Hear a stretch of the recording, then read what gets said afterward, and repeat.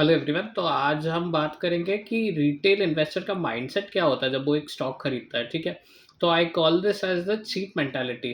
तो यहाँ पर the most common thing that people do है स्टॉक का प्राइस देखेंगे कि कितना गिर चुका है, या फिर उसका वैल्यूएशन देखेंगे, पी का कम पी है तो हम ले लेंगे। तो इन्होंने सब वैल्यू इन्वेस्टिंग की बुक्स पढ़ी है और इनका मतलब यही है कि जो कम पी होता है you should by that, because फिर क्या होता है कि पी बढ़ जाएगा और फिर बहुत सारा पैसा बनेगा।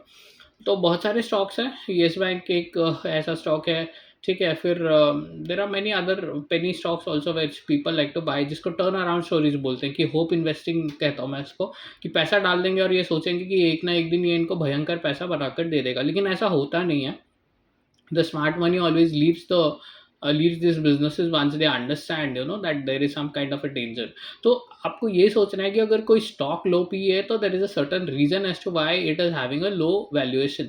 तो ये आपको पहले फाइंड आउट करना है, not just that you just go and buy something just because it is having a low valuation. अब ऐसा भी नहीं होता कि हर स्टॉक जिसका वैल्यूएशन हाई है that is something that you should just go out and buy blindly, ऐसा भी नहीं होता।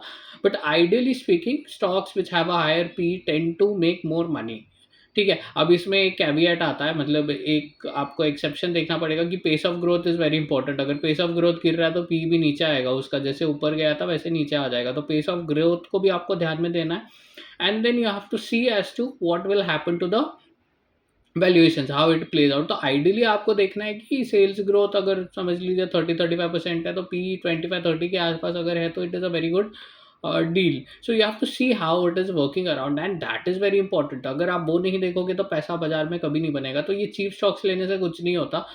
जो जब ये वैल्यू इन्वेस्टिंग की बुक भी लिखी गई थी, that was a great depression का टाइम, तो तब तो मार्केट सब गिर ही गया था, तो आप कुछ भी लेते तो वो बढ़ ही जाता। Of course it took lot of time. So it is similar to this Covid situation when you just go out and buy anything which was cheaper, it became expensive because market में liquidity थी, momentum आ गया, ये सब हो गया। But हमेशा ऐसा situation नहीं होता है। So that is what it is. So don't have this cheap mindset. अगर आप किसी स्लम एरिया में जाकर लैंड भी परचेस करोगे तो उसका प्राइस कभी भी बढ़ने वाला नहीं है। It is because of the locality and the surroundings around no. So anywhere you are paying money for quality, it has a meaning. तो यही मैं बोलने की कोशिश कर रहा हूँ इस एग्जाम्पल से। May be it is not the apt example here, but what I want to say is that cheap mentality can never make you money। वहाँ भी अगर रियल एस्टेट में आप कोई सस्ती ज़मीन ले लोगे जहाँ पर आपको कब में मिल रहा है, so people think I am getting more land because the price is less, but उसका एप्रिसिएशन कभी ज़्यादा नहीं होगा compare to the land which is अब वो जिसका आप वॉल्यूम बोलोगे वो कम है, it is smaller in size, but if it is at a good area then the appreciation will be much faster. तो स्टॉक का भी वही है, गुड क्वालिटी का स्टॉक है तो वो भागता रहेगा, और जो सस्ती चीज़ आपने ले ली वो वहीं की वही रहेगी, उसमें आपका पैसा कभी नहीं बनेगा। तो have this mindset that you are going to buy quality businesses. ये बहुत ज़रूरी है। आप अगर सोचोगे कि आप सब्जी की या फ्रूट्स खरीदने के लिए जा रहे हो वेजिटेबल मार्केट में, तो ऐसे नहीं होता। If you bring that mindset also to the stock market then you will only get punished and you will never make money. और यही रिटेल इन्वेस्टर करता है, और इसीलिए बाजार में पैसा नहीं बनता। वो उसका हाथ वहीं जाता है कि मैं तो लूंगा सबसे सस्ता स्टॉक, और फिर पैसा नहीं बनेगा। And then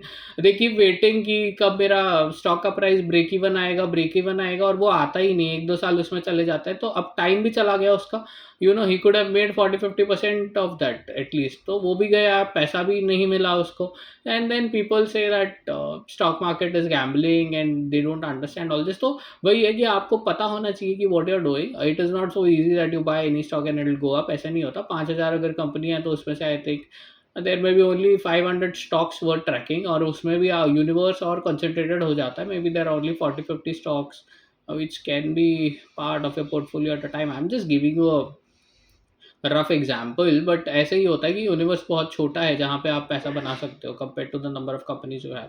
so make sure you don't have that cheap mentality, think big and look at quality of the business. थोड़ा रिसर्च करो डेप्थ में, तभी पैसा बनेगा। ऐसे तो नहीं बनने वाला पैसा कि आप सोचोगे कि मैं कुछ भी ले लूंगा तो नहीं बनेगा। You will only lose money in the stock market, and you will be the only one to blame yourself. तो फिर आपको खुद को ही ब्लेम करना पड़ेगा, because you can not blame the market. Of course market is having no responsibility to make you money.